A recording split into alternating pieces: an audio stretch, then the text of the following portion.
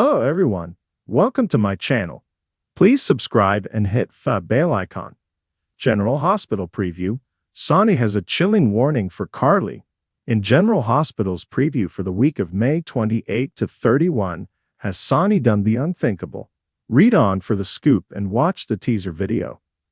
After beating Dex to a pulp and Christina overhearing her father threaten to kill Jason and Sonny, Anna asks Jason if he thinks Sonny would try it and have him and Dex killed.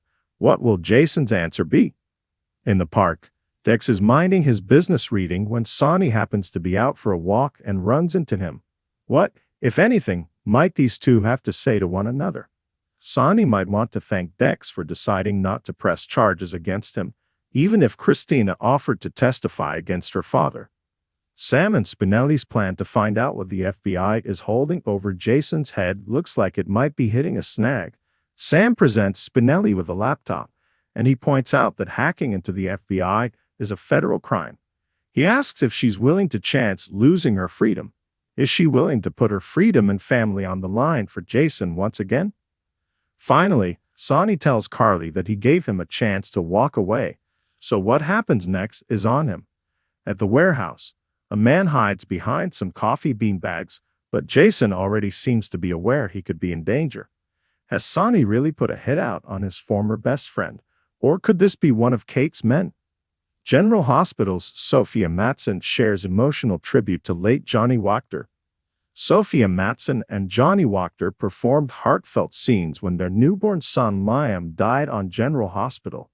The actress shared her thoughts on the real-life loss of Wachter, who was killed over the weekend in a reported robbery attempt. Remembering Johnny Wachter, "My heart is so utterly broken. Johnny was the absolute best," Matson shared on Instagram. So genuine, so caring, incredibly hardworking and humble, with a huge heart that spread so much kindness and joy. He always made sure everyone around him felt seen, heard, and loved. I admire the man he was so much, and I'm a better person for having known him. We shared so many special moments, both on and off screen, and I will forever cherish them deeply in my heart. The actress continued, "You will be so incredibly missed, Johnny. I'm sure you're already busy taking care of everyone up there." Sophia Matson added a red heart emoji to her post. Matson's GA pals and other daytime actors are weighing in with supportive comments for the actress. "Just unbelievable. I love you and Johnny," wrote Eden McCoy Jocelyn. Former GA castmate Kelly Thiebaud, ex-Brit, expressed her feelings with 5 red broken heart emojis. "He truly was a kind and wonderful man," wrote Kathleen Getty, Dr. Liesl Obrecht. Added Courtney Hope, Sally, the young and the restless. "I'm so sorry, I am in shock. What a devastating and unnecessary loss of a great human. My heart is with you." "I feel so deeply for you, Sophia," wrote James Patrick Stewart. Valentin, "Lovely man, and your connection was so real. Heartbroken." Tanisha Harper, Jordan, Brittany Sarpy, ex-Valerie, Elena, Y&R, and Brian Elaine, ex-Brooklyn, also posted condolences on Matson's post. Click here to read other heartfelt tributes shared by Wachter's G8 friends and former co-stars. In the dimly lit corridors of General Hospital, shadows seemed to have a life of their own. The night was unusually quiet, an eerie calm settling over the usually bustling institution. Carly Corinthos walked briskly, her heels clicking against the polished floors, echoing like distant thunder. She had just received a cryptic message from Sonny, asking her to meet him in one of the hospital's secluded waiting rooms. Her heart raced, not out of fear, but out of an unsettling anticipation.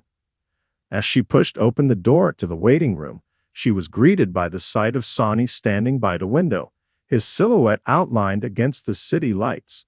He didn't turn to face her immediately, his posture rigid, his hands tucked into his pockets.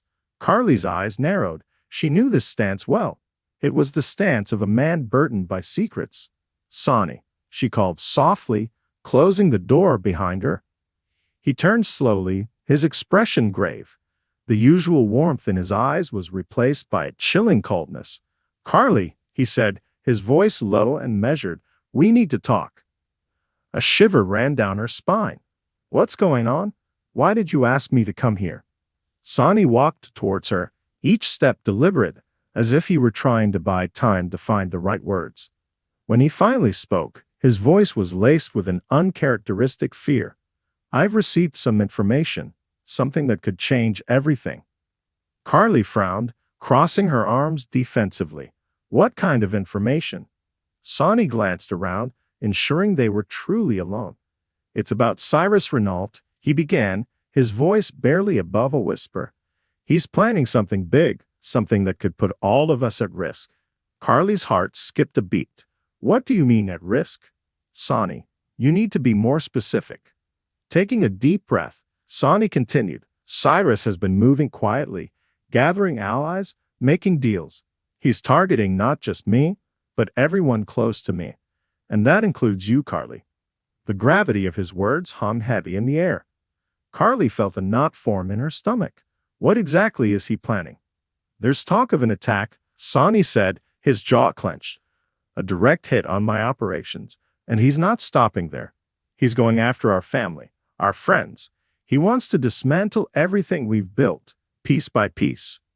Carly took a step back, the weight of the revelation nearly knocking the wind out of her. This is serious, she stammered. Why didn't you tell me sooner? I had to be sure, Sonny replied, his eyes darkening. I couldn't risk causing a panic without solid information.